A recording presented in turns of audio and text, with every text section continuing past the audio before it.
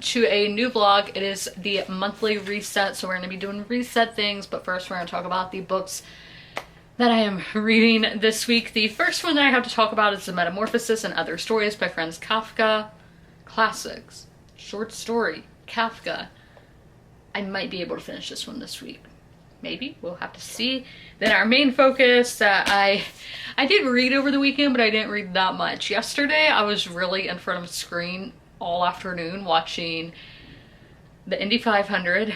I really started my day with the NASCAR truck race, but Indy 500, then the Canadian Grand Prix, and then the Coca-Cola 600. I was watching racing for like 10 hours yesterday. Yeah, 10 hours. I did take some breaks to read because like between the F1 and NASCAR there was like a 20-minute gap that I could read some, so I didn't read that much over the weekend, but I did read. And this one is taking me a little bit to get through. This is one that would really benefit if there was an audiobook, but this is To See and See Again, A Life in Iran and America by Tara Bahrampour. This is about a girl who, her mother is American and her father is Iranian, and this is a nonfiction, by the way, it's a memoir. She has grown up in Iran. The book starts out with when the family comes to America during the Islamic Revolution, but then it flashes back to seeing what her childhood in Iran is like, and that is what I am currently reading. And just reading about Iran before the revolution is crazy of how different it is, but I do think this is very timely because we can just see of how we got to where we are currently in world history, because America and Iran are at war right now in real life, just to see kind of how we got there. And from somebody who is half American and half Iranian, that's going to be super fascinating to see, even though this book was published 27 years ago. But still, we're seeing somebody's story, and I do love to hear people's life stories, especially in times like that where it's just hard to comprehend. The next book that I'm reading is my mood read. Will become our main focus. If I finish this one, I don't know if I'm going to finish this one or not. This week anyway. And that is The Valley of the Horses by Jean M. Auel. This is the second book in the Earth's Children series, so I can't tell you too much about the plot itself. But in the first book we have Ayla, who is an orphan, and this is set like 20,000 years ago, like ancient Earth, and prehistoric Earth. It's like this big earthquake, and she is essentially orphaned, gets separated from her human family. She ends up being taken in by the clan of the Cave Bear, who are a group of Neanderthals, and now she is trying to make sense of a world, trying to find love, trying to make sense of who she is, because the people who raised her aren't the same, like, I don't know, it's not race, Homo sapiens, and then the different kinds of people groups. I don't know what you call that, but she's raised by a group of people who aren't like her, and she is just trying to find out who she is as a person, because she does know that she's different, and trying to just find other people like her and trying to find a fit in society, which I think everybody is. Then we have my ebook pick, which is Texas Rich by Fern Michaels. This is taking place, as, believe it or not, in Philadelphia during the start of World War II. The character of Billy, who she is a young girl just out of high school, and she has fallen in love with a rich man from Texas. I think he's bad news. He's self-aware though. And it's their love story, and I think she becomes like the matriarch of this big Texas family, and we'll have to see where that goes. But those are the books that I'm currently reading. But as I said, this is the reset. So I did film my haul video today, which will have been uploaded on Tuesday. We're gonna go through the books I hauled this month, put them all on my Goodreads, Storygraph, Fable. We will see if some of them are available on Audible or Kindle, because I do want to use, or Kindle Unlimited, mind you. I do want to use my subscriptions that I have and not just be wasting money. So we're gonna see if any are on there, and then we will sort the books by genre and get them on my bookshelves if there's room. I hope that there's room. I don't know if there's going to be or not. I haven't really done a check in a while, doing the inventory, so we will just have to see, but let's go do that.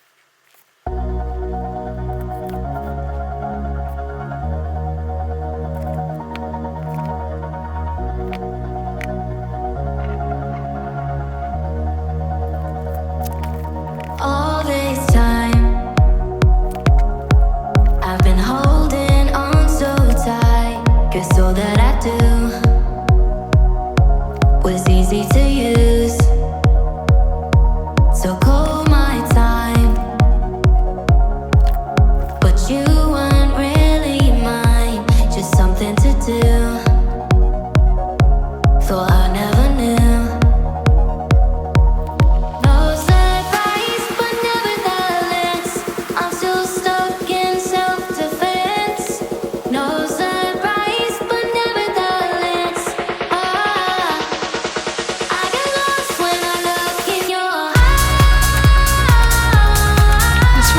little weird.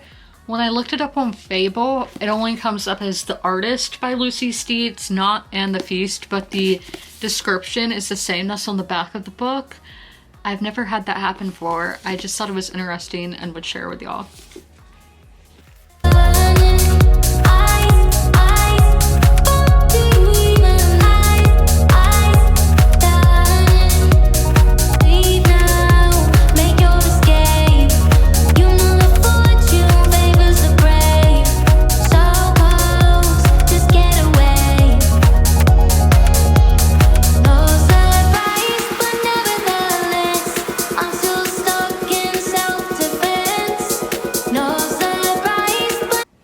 We do have some add-ons this month. These are books that I didn't spend money on.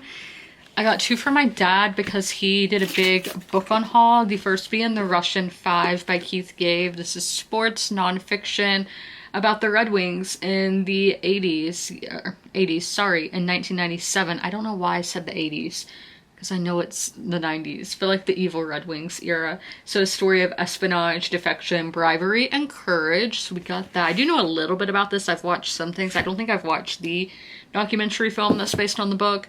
And the other one he got at Half Price Books last year. My dad actually takes the stickers off the books. I don't do that. But this is Atlanta Rising, the invention of an international city from 1946 to 96. 96 is very interesting for an end date on this because that's when the Olympics happened.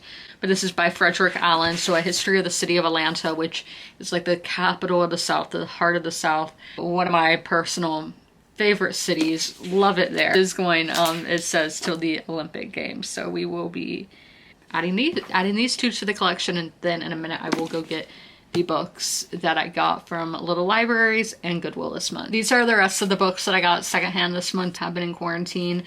Still might wipe them down a little bit, but first we have Transcendent Kingdom by Yao Jesse. I got this one at Goodwill.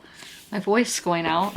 And then all these, the next 3 are from Little Libraries. I have The Last Thing He Told Me by Laura Dave, I think.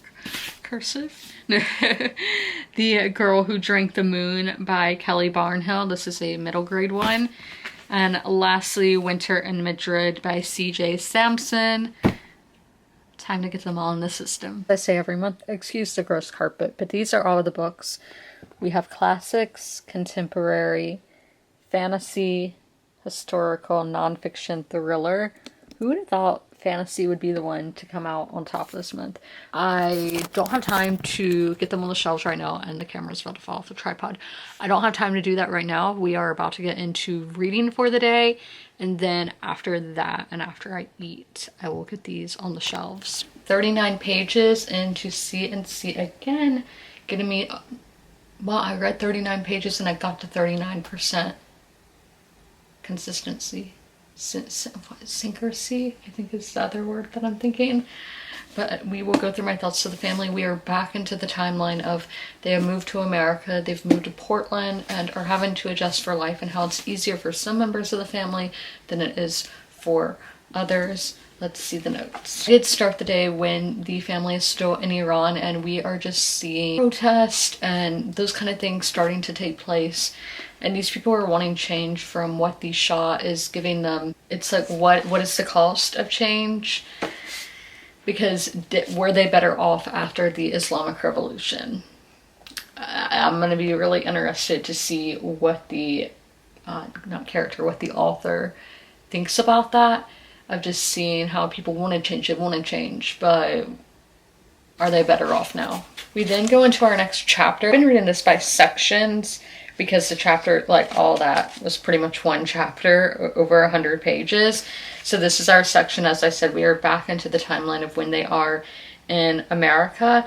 And how I say this is a memoir, that's like, for me, a memoir is you're talking about what you've learned from these experiences that you went through, and we're not really getting that. We're just getting, this is my life story, and it's all written out. Like, this reads like fiction, and I'm not saying that as something bad. It's very narrative, where we are just seeing her life play out rather than this is what happened and here's what I think in the future. We're just getting the moments as they happen. We're not having her look back at these moments. As she has started school in America, like I think 6th grade is the grade that she's in, and all these kids on the playground, they're like tell us your story about the revolution. And then every time there's a new kid, they bring another kid and they're like, oh, you left out this part, you left out this part. So I thought this line was funny.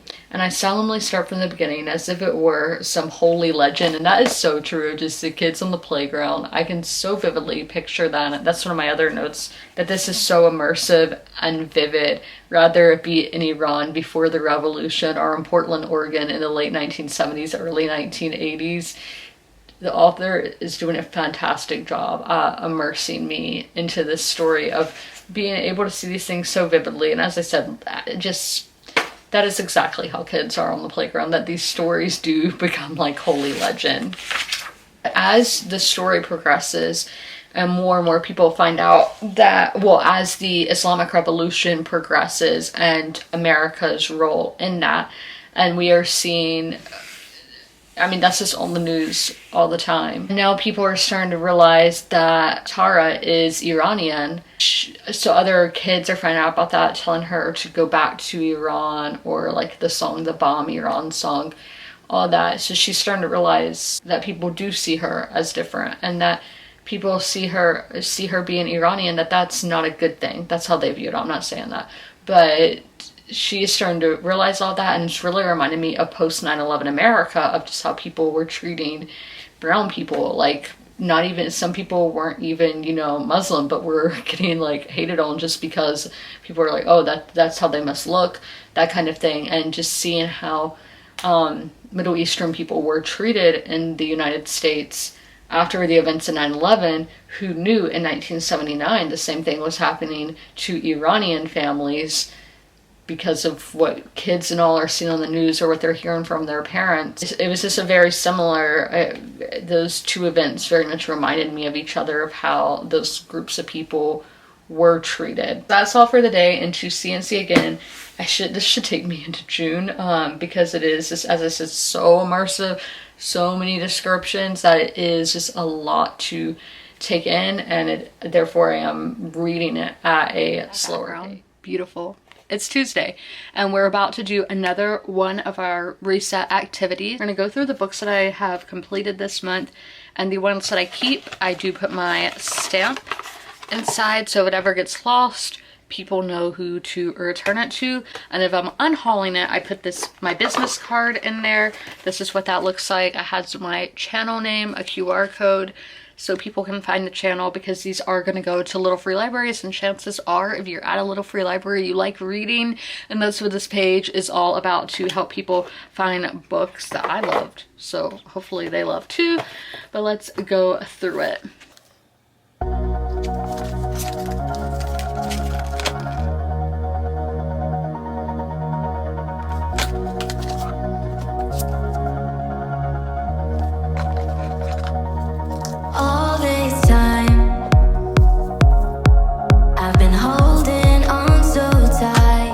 All that I do was easy to use, so call my time, but you weren't really mine, just something to do, thought I never knew. No surprise, but nevertheless, I'm still stuck in self-defense. No surprise.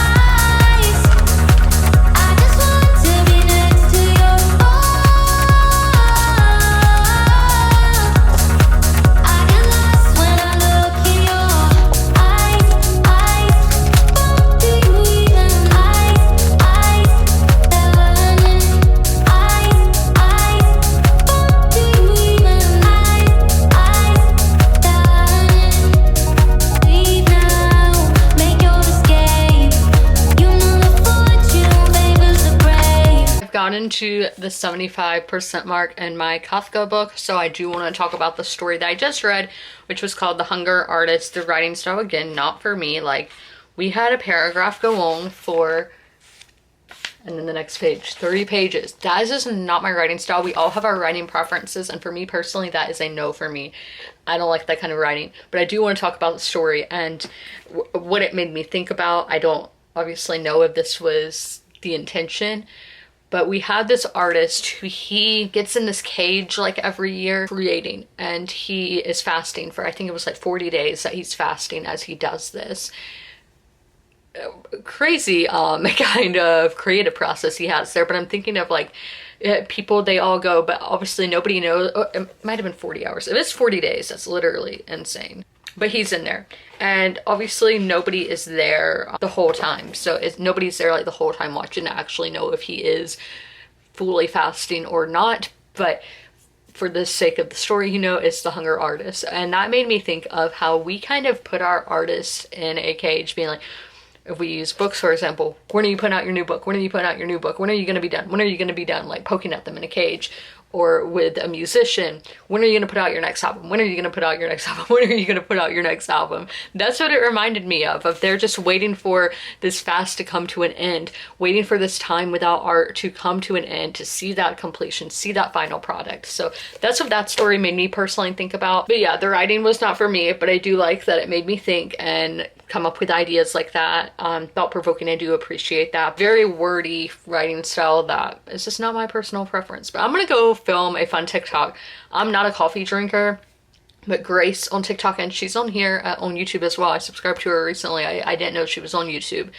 But she also is not really a coffee drinker, but in her, I think it was her April favorites, I think that was the video, it talked about this creamer and espresso that she was using and was really enjoying for somebody who doesn't really like coffee. So obviously that stuff was available at my grocery store, and I'm going to try to make a latte, and we will see what I think of it. I am now over the halfway point into C&C again. I read 58 pages, I think it was, today, and we're gonna go over my notes, but to let y'all know where we are in the story, Tara has gone to university. She's at the tail end of university, and she's really just getting back into her culture of where she came from, wanting to know where she came from, and just feeling the need to have that connection.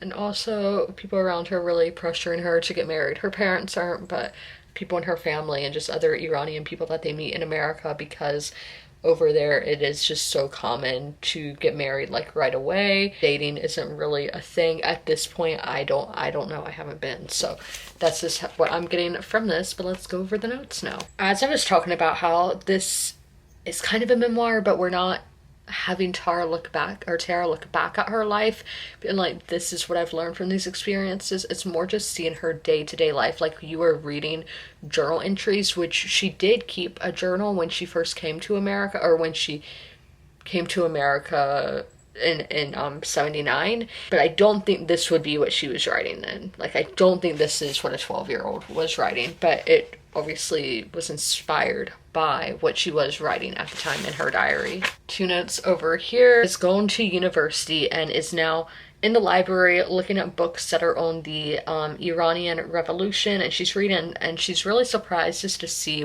like how all the chaos, the Farsi word to translate in English would be messiness or dirtiness, which is just talking about that time period of when there were protests. It says people were protesting in Qom, I think is how you pronounce that, as far back as January 1978, months before we ever noticed a hint of trouble. And that's something I've picked up on my nonfiction in the last year, is a lot of times when these big historical events are happening, the people who are living there aren't realizing that it is happening. In this case, the Islamic Revolution in Iran, they didn't realize it was like as bad and as chaotic as it actually was, that people on TV in the West were seeing and were being reported in books.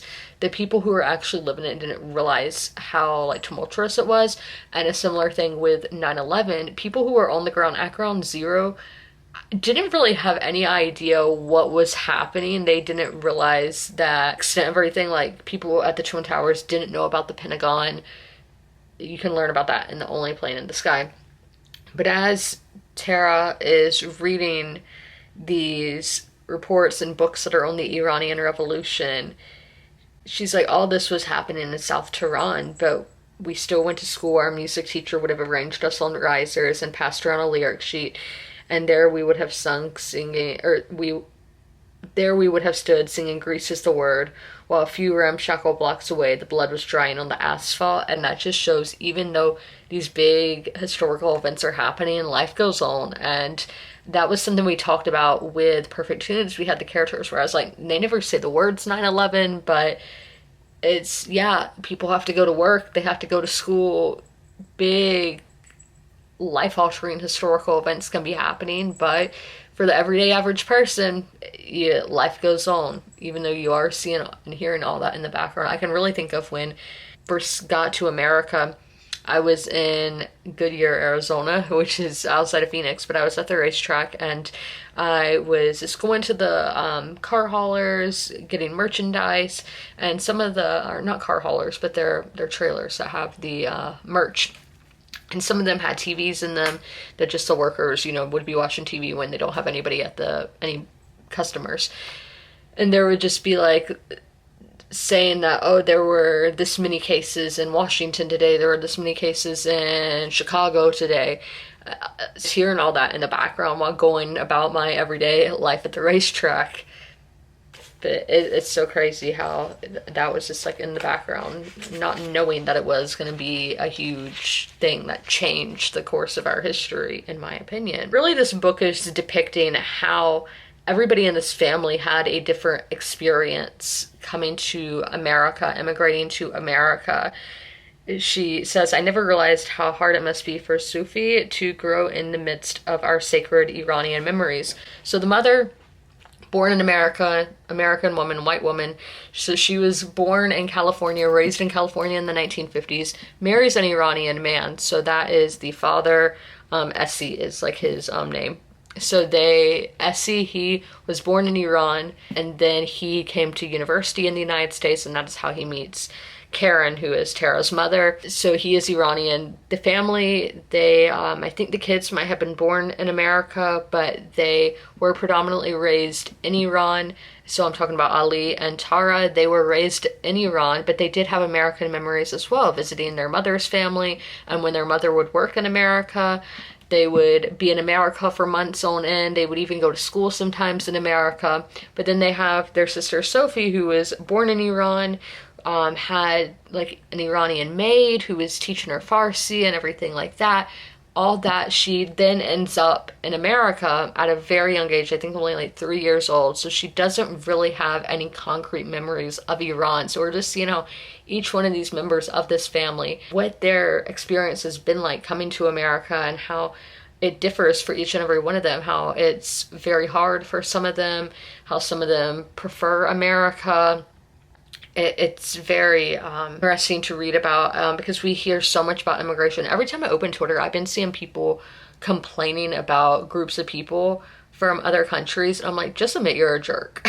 Because I don't see anything wrong with it. And for the people who are like, they're taking our jobs. Okay, as somebody whose family is a small business, how it's so hard to find people to work. Like, if you really want a job, you as an American, you can go get a job. Like, it's not that difficult. So many places I drive by and go to are hiring. So like, I don't understand that logic. And I didn't mean to go on a political tangent, but this is my space. I'm allowed to do that. This is America. It's a free country. I can use those rights.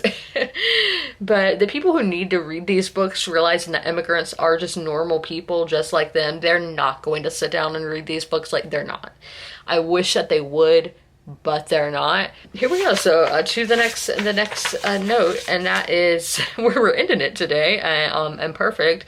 And yet hardly any of us in America have gone back to see what the real Iran might be. She's talking about how in when her father was in high school, he had a teacher who had a map of the Persian Empire on the wall, not one of modern Iran, but of Persia, saying that Iran once spanned from Europe to Africa to China. There's just so many iterations because a lot of Americans do view it as this fundamentalist state that we see right now. They don't realize what came before that. A lot of people, I'm not even going to say just Americans, live in the moment and think of it only as it is right now, and not as a history continuous thing of what has been, and how did that get us to where we are. So those are my notes on to see and see again. We are going to do the last of our reset things. It is Wednesday, and that is making a new spread for my Kindle. I'm gonna switch out my spring stickers and backgrounds, and sorry, my throat, oh my gosh, I need to get a drink. My apologies about that. I have a cough drop now and my drink. But June is picnics, fruit. Those are the vibes that we're going for this background. Will we really get there? I don't know, but we're gonna see what I can come up with. Let's jump to that now.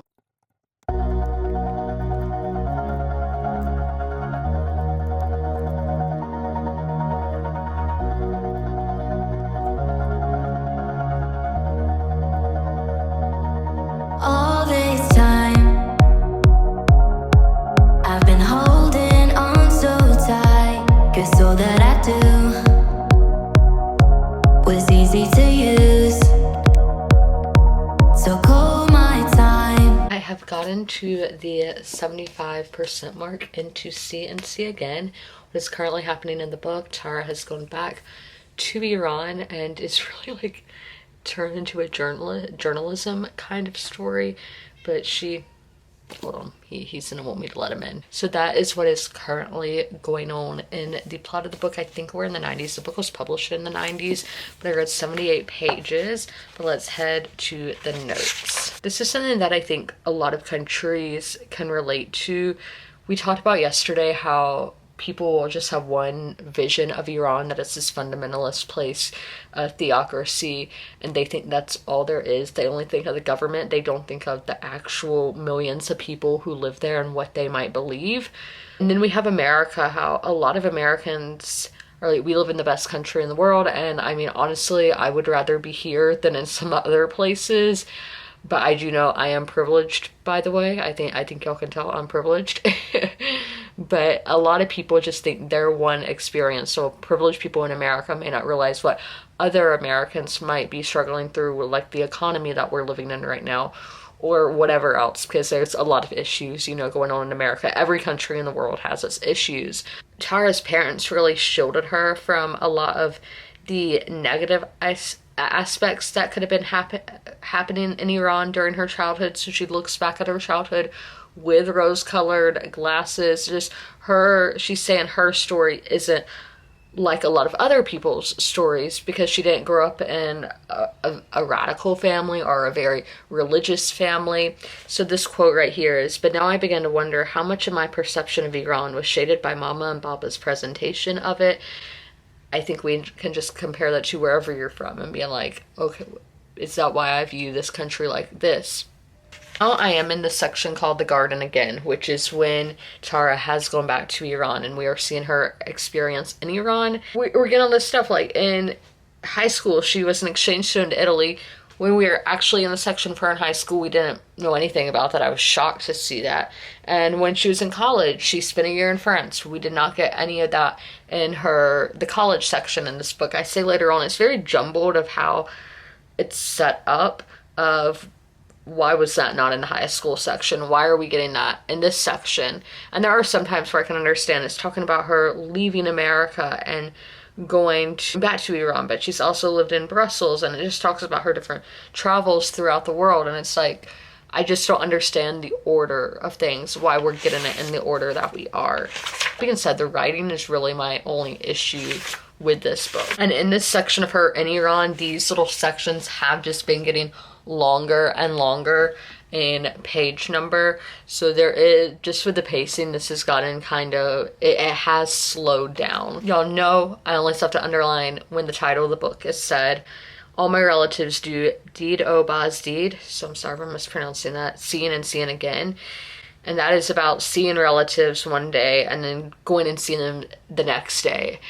I really think the title of this book is clever as we see Tara, who she grew up in Iran, left Iran, came back to Iran, so she's seeing it and seeing it again through its different governments that it has gone through, regimes that it has gone through. I really like that, the title for the book and what it means. Said this has really taken a journalist twist, as she is really uncovering what the life is like for teenagers in the country of Iran, maybe kind of comparing it to her own teenage years. But there are these people called the Komite. It's Komiteh, and they're basically the secret police. And one kid says, they're still bastards. They're totally uneducated. This friend of mine was stopped for having a leather cover on the front of his sports car. The guy wanted to know why his car was wearing clothes, but it so much reminds me of Ice. I don't know what that says, but also kind of like, what was it called? The Stasi in East Germany reminds me of them, the same time period for that anyway. But it's interesting. Theocracies, really Iran's only theocracy that I've read about and studied. But as somebody who went to Christian school and knows about other Christian experiences throughout the country, I've just seen what a Muslim or Islamic theocracy looks like versus a Christian one. They are very, very, very similar. I try not to talk about it that much on my channel, but just very, like, where I was really strict, like what you can wear. And yeah, again, I don't really go too much into it, what music could be played, that kind of thing. But I know of universities where like girls and guys can't walk on the same side of the sidewalk. Yeah, there's a lot I could go into, but that's not the point of this video, just some of the crazy instances that I have heard. And I don't support theocracies. I'm sorry. I don't think it ever goes well. Reading updates galore about to happen. It is Thursday, and yeah, the lighting, it makes me like a snowman or something. Like it's so maybe bright. Like, what is something that's bright? I know the sun's bright, but it just is like, psh. Oh my gosh, guys, this throat. I'm like, I'm not gonna cough. I'm not gonna cough. I took a cough drop before recording this.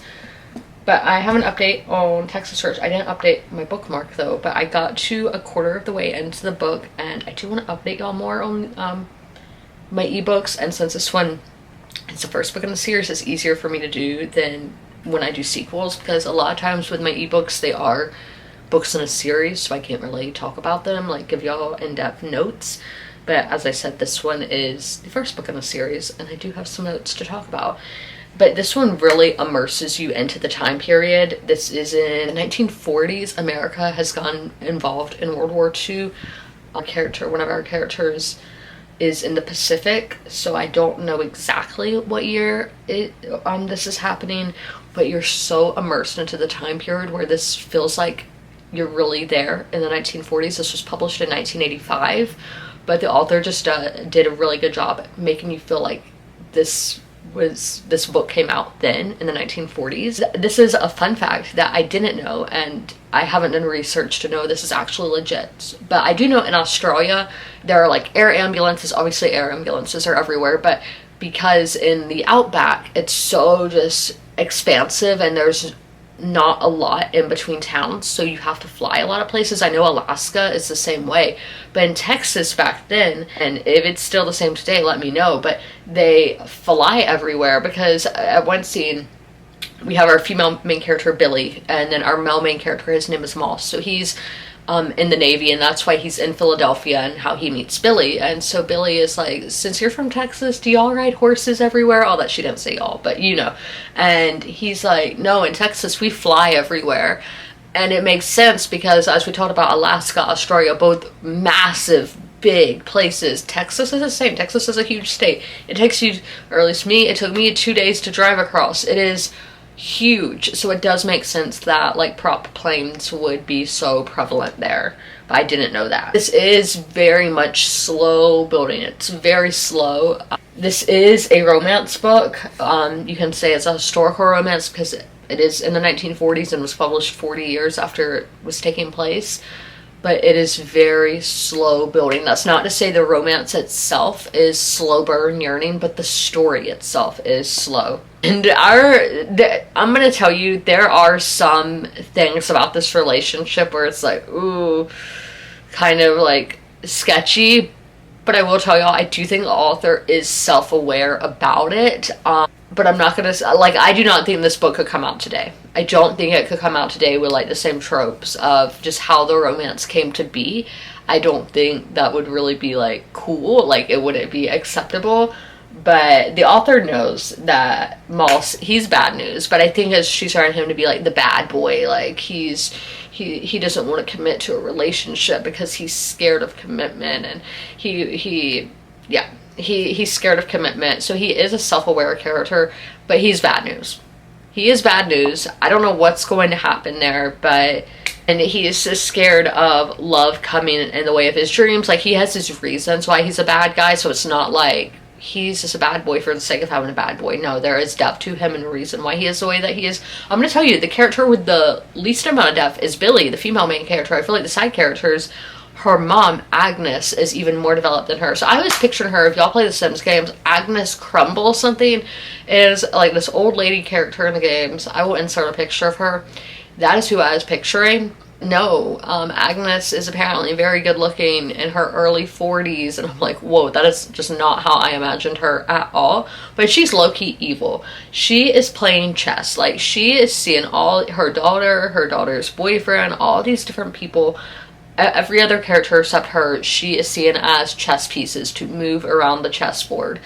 She is basically Tywin Lannister as a woman in 1940s America. She's been the one that's been really intriguing to watch, but I'm very scared now to see where her character arc is going to go, that she's basically gotten really what she's wanted, and it's like, okay, she's got all that, so what is she gonna do now? I'm scared about that, but she's the character that's been most entertaining, so that is my update for 25%. Again, my bookmark's not updated, but this is like, it's 3-star vibes, it's fine, but again, it is a very slow building story, so I'm sure my opinions will change as the story progresses. The next update, I should be finishing the Metamorphosis today. I only have one more story in here, the Metamorphosis and other stories. I've already read the Metamorphosis, but I should be finishing this collection today, which will also most likely begin a 3-star unless this story I'm about to read completely knocks my socks off. We are for part 2 of the reading update. This is my review for the Metamorphosis and Other Stories by Franz Kafka. As I said, I am going to be giving this a 3-star. I don't do decimal ratings for my anthologies. This one, I can appreciate what he's trying to do, and even though these stories didn't do a whole lot for me, they didn't bring really anything new to the table, they were thought-provoking and did make me think. I'm really thinking of the Metamorphosis and the Hunger Artist. Yeah, A Hunger Artist. Those two were really thought-provoking and made me think.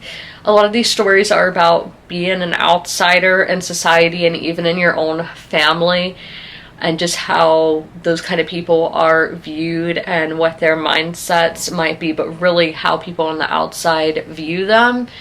Again, that doesn't really bring anything new to the table for me, but this is a classic. Some of this stuff to me was shocking that it was published 100 years ago, and knowing that that kind of stuff was coming out 100 years ago, because we have like a preconceived notion that everything back then was very conservative and that you could only do like certain kind of things without being frowned upon. I don't know if Kafka was frowned upon or not for some of his choices in his works, but I do think this could have been very shocking for people of that day and age. I think if you are a fan of contemporary fiction, Kafka would be a classic writer to try, because his stories just do read very literary, like it's a historical fiction written in a literary style. It reads very modern. All the writing style really wasn't for me. It's very long-winded, and I tend to get lost when we have paragraphs that go on for 3 pages. I get lost of what the author is trying to say and where I am on the page. I know that is like a personal problem, because we all have different writing styles that we like. So this is one maybe I would recommend, but it's a classic, so give it a go. My next short story collection I'm not going to start till June, but that will be Bret Easton Ellis and the Other Dogs by Lena Wolf, translated by Frank Perry. I think this is originally Spanish. Wasn't I shocked by what it was? It's Swedish. But it's taking place in Spain, and these prostitutes are collecting dogs and naming them after famous male writers. That sounds like it's going to be a weird girl story. Who knows? I randomly found this on eBay when I was looking for another book. And this is a signed copy. Let me show you the signature. That's going to be the next short story collection. Time for the nightly update. So I read 51 pages into CNC again. I have 30 pages left, so I will be finishing that tomorrow on Friday. That will not be in a vlog, but by the time this vlog is up, my review will be posted. So if you guys would like to check that out, it will be somewhere in the 4-star category. I did get distracted while reading because there was a sonic boom, and I've never heard a sonic boom before. The windows shook. I thought somebody like slammed a car door really hard or slammed a trunk really hard. And then I get a text from my friend being like, did anybody hear that? And I was like, yeah, I did hear something. And if you look up Boom in South Carolina on Twitter, there are some really crazy videos of it being like really loud. So we think it was a meteor or a plane breaking the sound barrier, which is a sonic boom. But we don't know yet when I'm filming this. Excuse me for all of that. But let's talk about the weekly wrap up. So as I said, I read 51 pages today. I have read 60 pages in total today. I've read over 100 pages 2 days this week. On Monday, I only read 72. And how many books did I haul? I did haul Lincoln by Gore Vidal today. I did not show the book in the video, but I did haul that book. And we will read it as a mood read sometime in the coming months. Not sure exactly when, because as I said, it is a mood read and it's 700 pages and I can't do that right now. So I really am wanting lighter reads. For next week's vlog, we're going to be getting that. In next week's vlog, I am going to be reading my first Colleen Hoover book, Verity by Colleen Hoover. I did get the book for free at a little library, I think in St. Simon's, because that is an author that I didn't want to buy from because I don't think I'm gonna like Colleen Hoover, but who knows what I'm gonna get. Like, I don't think that book isn't typically my wheelhouse, but somebody recommended it to me. One of my friends, several of my friends have read Colleen Hoover, so that's why I'm like, oh, I don't remember which one did recommend Verity, but I've heard Verity is like very different than her other books, and there is gonna be a movie with Anne Hathaway or Dakota Johnson. I'm blinking. I'm not remembering. But that's what we're going to be doing in next week's vlog, is trying Colleen Hoover for the first time. Because in June, the focus is going to be on books that I've neglected. Books that I've been on TBRs in the past, but I haven't got around to. So that they're having their second chance. And if they don't get read in June, they're going back on the shelves. And that's what we're going to be doing next week. So if you made it through this whole video, leave a flower emoji in the comments below. And as always, comment, rate, and subscribe. And don't forget to ring that notification bell to be notified when all my videos go live. I'll see you in my next one. Bye.